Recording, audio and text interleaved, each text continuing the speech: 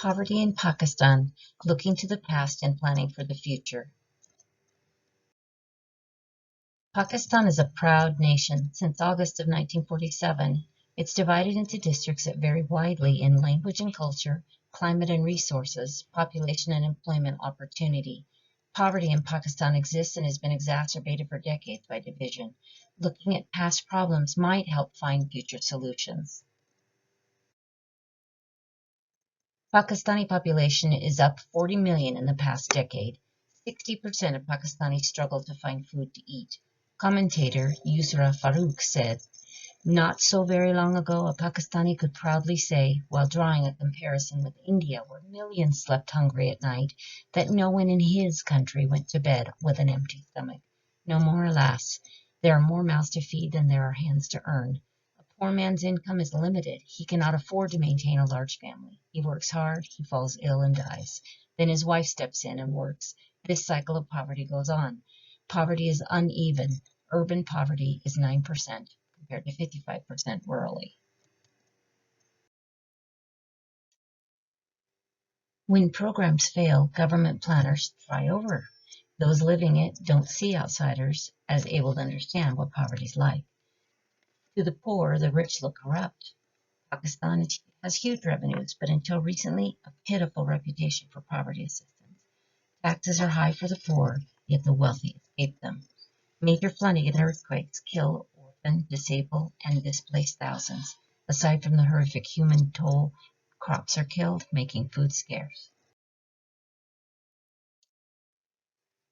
Poor farmers raise families on little tracts of land, which are then subdivided, but can't support more people.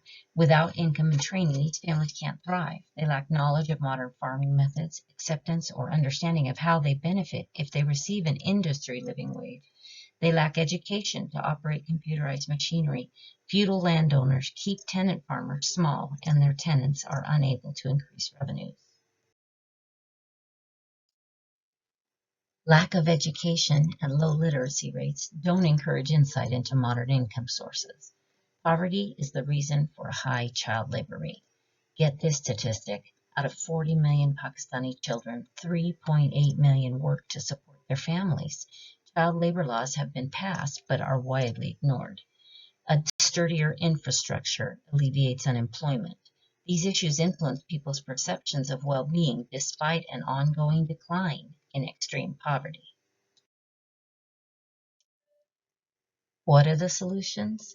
Education is the key, and many reformers want to make it compulsory. To address population concerns, educate and encourage smaller, healthier families.